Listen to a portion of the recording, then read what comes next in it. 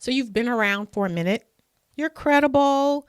You have receipts, but the money isn't flowing like it should. In this episode, I'll show you why your programs aren't the problem. Your positioning is.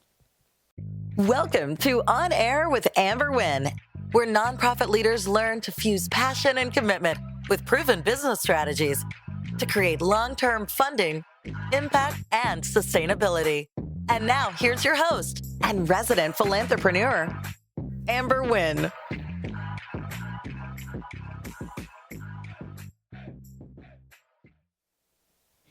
Hey fam, it's your girl, Amber Wynn. And today we're going to talk about why you don't have a funding problem. You have a positioning problem. All nonprofits are not created equal. And sometimes it just comes down to the language, right? I can have a nonprofit that will do the same thing as another nonprofit, but it's the way they explain it. And so I just want to share with you, if you've been around, you can demonstrate that you have impact, but you just can't seem to land those grants. It very well could be how you're positioning your organization. Now, historically, when people start their nonprofits, they start with their heart. They're committed to their community. They want to make a change. But the reality is, you're not a marketing individual. You're just speaking your truth. Sometimes it's not about that. Sometimes it's about how you share your story, what it is that you're sharing, and just some minor tweaks can really change the flow. In my course, the Nonprofit Mastery Academy, I talk to my founders about what it is that they're focusing on. And 9 times out of 10, they're focusing on the wrong things. They're focusing on what their problems are. They're focusing on what their issues are, what their needs are. Let me tell you, a funder does not care. And I'm telling you this laughing because you would think, well, that's the whole purpose of a nonprofit. No. The purpose of a nonprofit funder is not to fund your organization. I'm going to say this one more time. The purpose of a nonprofit funder is not to fund your program. Their purpose is to achieve their funding goals. So when we come back, I'm going to talk to you about what positioning is and why funders use it to make fast decisions when we come back. Most founders don't realize that there are more applicants than there is money. This fact impacts a nonprofit's fundability. Nonprofit founders should administer research on their competitors, determine if their community is oversaturated, and identify their competitive advantage before they start a nonprofit. Check out How to Validate Your Nonprofit Idea, a step-by-step guide on how to administer the research you need to validate your idea before spending hundreds of hours and thousands of dollars, only to struggle to fund it. Get your copy today. Welcome back. You're on air with Amber Wynn, and today we're talking why you don't have a funding problem, you have a positioning problem. Before we went to commercial, I shared with you that the purpose of a funder is not to fund your nonprofit. And that's one of the biggest misconceptions when people start nonprofits. They'll say, oh, you're doing this and you're doing that. You need to start a nonprofit so you can get a grant for that. And this is why a lot of people end up self-funding their nonprofits, because that's how they write their grants. I need you to fund my nonprofit. I need you to help these kids. This is the number one reason why your proposals get rejected. And I learned this in my evolution as a grant writer. I was a pretty successful grant writer, and what I learned is to write my grant to the funding goal, not to my program. Here's the truth. You're going to do the work anyway. You are. It's why you started your nonprofit. If we can keep it real, it's why you're not getting paid. But we want to make sure that we shift from you volunteering at your nonprofit to you actually getting paid. And so what it comes down to actually is you positioning your organization for success. What does that look like? Okay, I'm going to tell you. Positioning is your area of focus. If you're focusing on, please help me to fund this organization, please help these kids, that's not going to move your funder. Your focus needs to be on how can you help this funder accomplish their funding goals, right? So It goes from we help people to do X, Y, and Z to we solve a fundable problem, because the funder is trying to solve a problem. So if you give them what it is that they're looking for, they don't have to try and figure it out. When you look at nonprofits that are continuously funded over and over, and you're like, I'm doing the same thing that they're doing. As a matter of fact, I'm doing it better. You can't figure out why this organization continues to get funded. It's because they figured out the secret sauce for the funder. They figured out how to tell them what it is they need to hear to convince them that the programs that they're delivering is going to help the funder accomplish their funding goals. It's a slight shift in language, but it's a shift in language that changes the whole game, right? So what does that look like? The language of funding is outcomes, data, and strategic alignment. Let's talk a little bit about outcomes. When I say outcomes, I want you to be able to explain to a funder what is going to happen as a result of them giving you money, right? I started off saying people think that grants are free money. They are not. Grants are monies that are given to you in exchange for a funder being able to say either to their board, to their investors, to the government, as a result of investing money in this organization, this is what you get in return. Think about it. When the president stands in front of the country and he does his State of the Union and he says, we've been able to reduce unemployment by 50%. Your president didn't do it. Your Congress didn't do it. Your assembly didn't do it. Guess who did it? You. The nonprofit does the work. Nonprofit organizations is the sector that actually delivers direct services. But you've got to be able to collect that data, give it to your program officer. Your program officer then packages it up, sends it to the funding agency, whether that's a corporation, and then they use that data to stand in front of the country and say, this is what we've done. So in order for you to be seen as a viable partner and fundable, the funder needs to see that you understand what the goal is. So it's not about the work that you're doing, it's how you're positioning that. When we come back, I'm going to give you some real world examples on how you can shift your language so that it is being perceived as something that is enticing for a funder when we come back. If your grants aren't getting funded, it could be because the funder can't see how your programs are making an impact in your community. Get the How to Demonstrate Impact workbook to quantify the work you're doing in your community in a way that a funder can see a potential return on their investment. Funders need proof that your organization will use their grant dollars to improve your community. That proof is called impact, and impact is quantified through measurable outcomes. Leverage my 30 years of program development experience to help increase your chance of securing funding. Order your copy today. Welcome back. You're on air with Amber Wynn. And today I'm really focusing on positioning because I have so many nonprofits come to me just in dire straits because they're doing the work and they're like, Amber, I just don't understand why I'm not getting funded. We've been in the community for a long time. We even have, examples. And so I don't understand why I'm not getting funded. Bless your heart. It's because you're not understanding the language of the funder, right? The language of the funder is this. Before, this is what was going on in the community. After our intervention, this is what happened as a result. And as a result, now you see a decrease in LMNOP. Most people, when they write their grants, they'll say something like, with your money, we can help strengthen, communities. We work with individuals and we build their confidence. We help to uplift communities. Those are all vague statements, and they are interpreted in different ways depending on your experience and your background. What you want to do is make sure that your outcomes, your measurable goals, the data that you collect are in alignment with the funder's goals. Where do you find that? When you go visit your funder's website, you want to look at the guidelines. The guidelines are going to tell you all that you need to know, right? Who it is that they fund, what type of programs that they fund.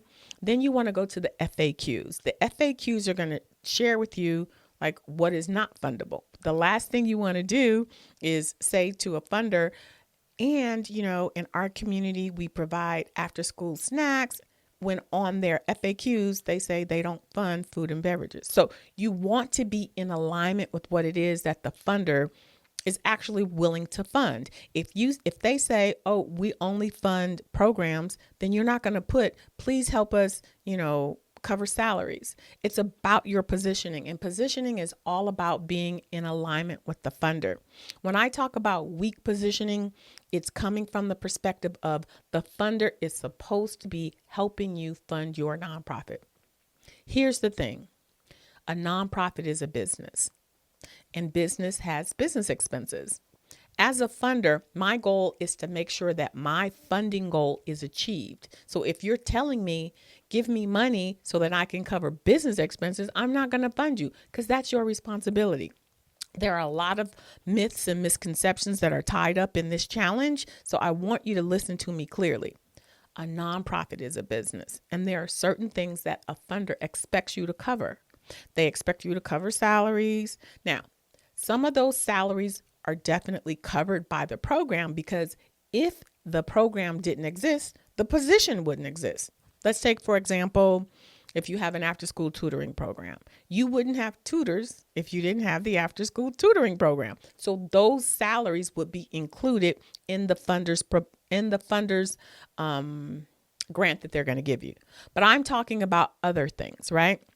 If you're saying to a potential funder, we're looking for money because, we want to continue to keep our doors open, that sounds to a funder that you want them to solve a business problem. That is your board's responsibility. The ability to keep the organization afloat, the ability to sustain your organization is the responsibility of the board. So if you're positioning your organization like that's not possible and you want the funder to come in and save you, they are not going to fund you. So it's really, really important to understand what it is that you are giving off to your funder. Are you looking to partner? Are you saying, hey, I understand that your goal is to improve the climate? Your positioning should be, for the last 3 years, we've, done beach cleanups. We've removed 10 tons of trash from local beaches. We've helped to save the ecosystem. Now, when a funder hears that, they hear, all right, they're in alignment with what it is I want to fund, as opposed to you saying, if we had more money, then we could hire more people. And then you can see the difference there. One is focusing on the problem of the nonprofit. The other is providing a solution to the funder. So when we talk about you not having a funding problem, but really a positioning problem, at the end of the day, you're doing the same thing. You're cleaning up the beaches. You're improving the climate. It's really just about what it is that you're saying to the funder. When we come back, I'm going to talk to you about how you can make small little tweaks that will increase your visibility and credibility overnight when we come back.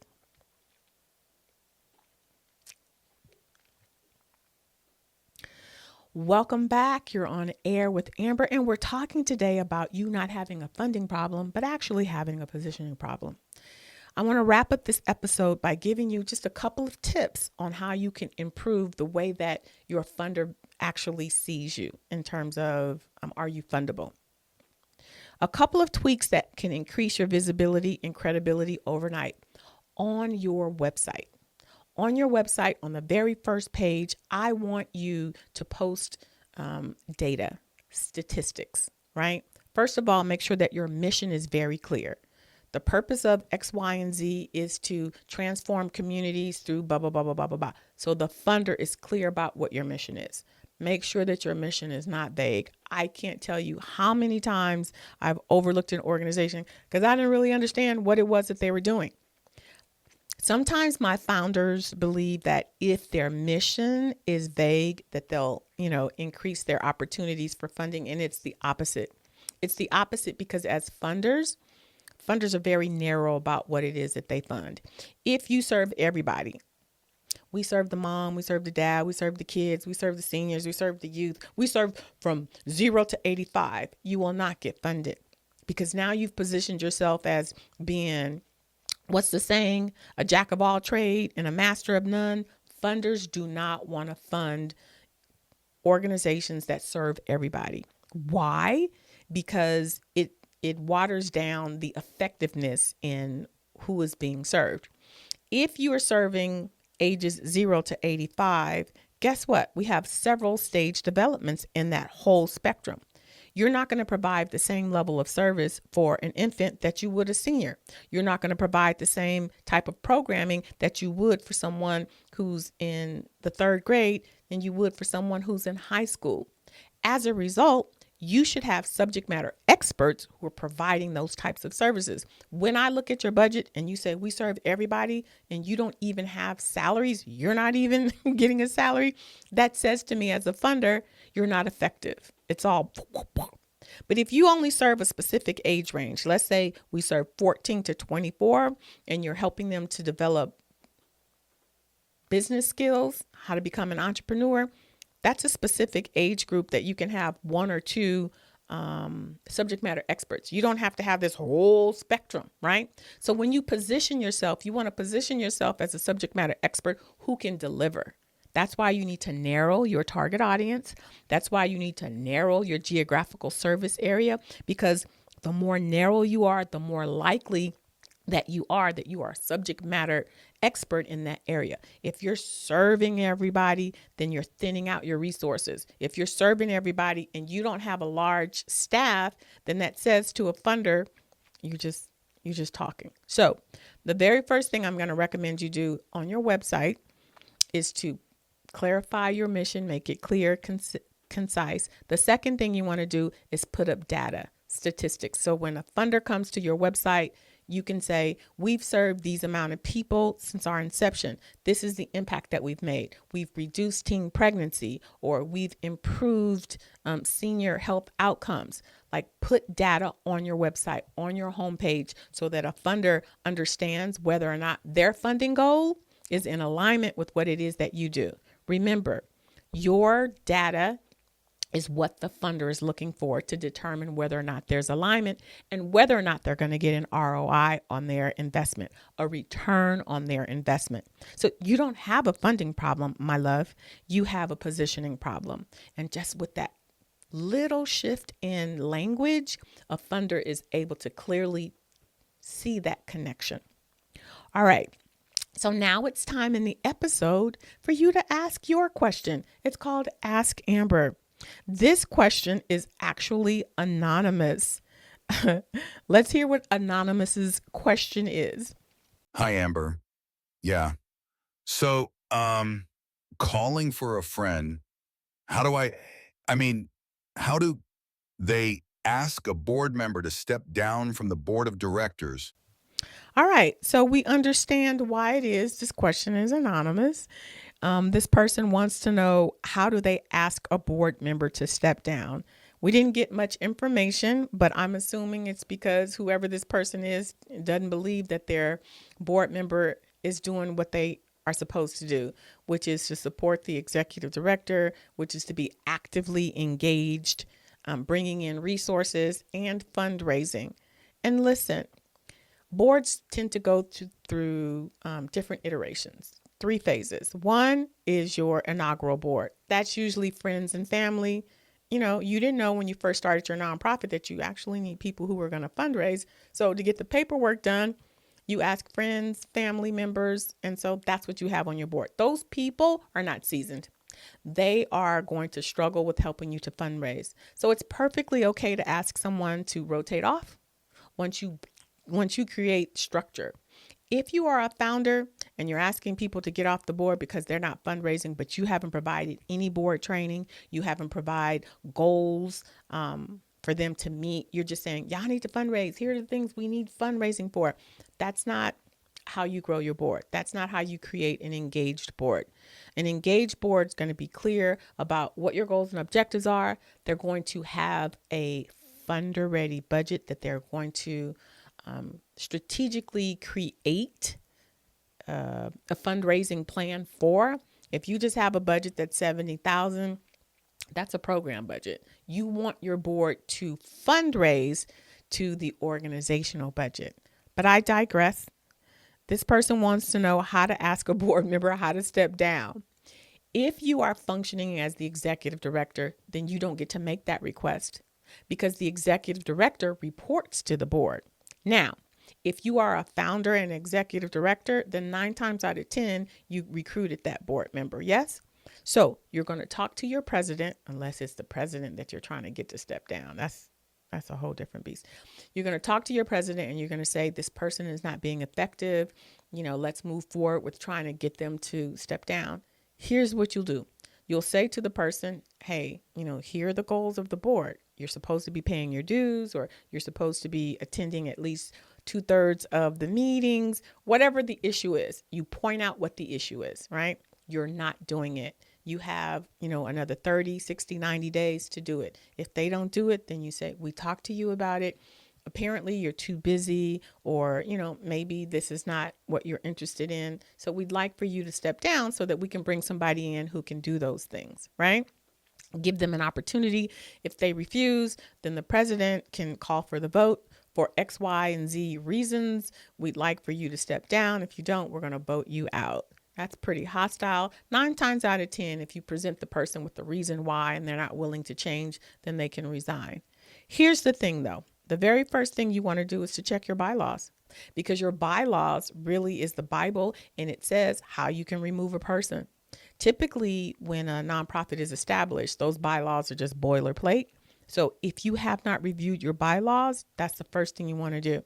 Because if you come in and you say to your president, let's get them out, but your bylaw says, oh, you've got to send out a letter 7 days in advance. You've got to have a majority vote versus 2/3 of the vote. You need to know all of those things. If you try to remove a person and it's not in alignment with your bylaws, it's going to open up a whole different can of worms. So the very first thing you want to do is to check out your bylaws to see if you have the process by which to ask your board member to step down.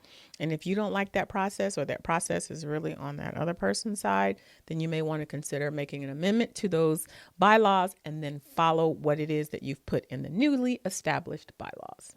All right. I hope that helped you. And for those of you out there who are like, oh, I want to ask the question, but I want to put all my business out there, we see here, you can ask your questions anonymously. So check me out on all of my socials. If you want to ask a question, you can leave your name, but you also can leave the question anonymously, because I'm happy to answer those too.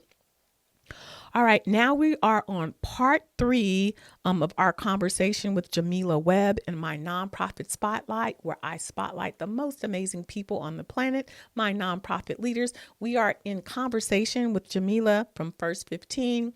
Her role is to support BIPOC artists with developing scripts and getting them in the industry.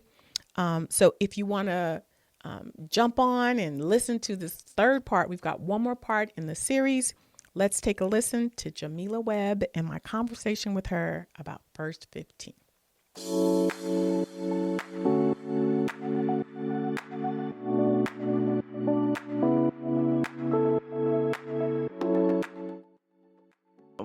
My ace, my number one, Kimiano Coutinho, who is on P Valley.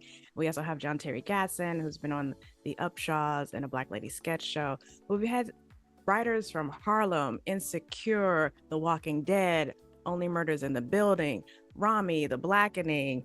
The list goes just like on and on. Name a show, SEAL Team. We have folks who write on dramas, genre specific, fantasy, horror, comedies, sci-fi. It's just like my whole thing is to introduce people to each other, and now what they do with it, that's up to them, right? I can lead you to the water, but I can't make you got to figure out how to drink. Okay, so I'm gonna connect you to people. Right. Now, if you decide to follow up, if you decide to, it's about getting to know people on a human level, right? Like really getting to know people. Like, hey, who are you as a human? Not like what can you do for me? But there have been people who have like started writers groups from First 15, who've gone on to like shoot short films from First 15, who brought in a short film and then it turned into a podcast, and they used the actors from First 15, and like you said, like use the notes that they got from the writers from First 15. So I just have been amazed, and it warms my heart to see the growth that people like, the that they continue to keep building, because that's what I want to do. I just want to be like a spark, and then people just can get that support to know, like, oh yeah, I got it. I got the tools. Right. I have the material. I just needed a little guidance. I just needed a cheerleader, and that's what has been just truly fulfilling to watch the connections and the people who have continued to collaborate and grow.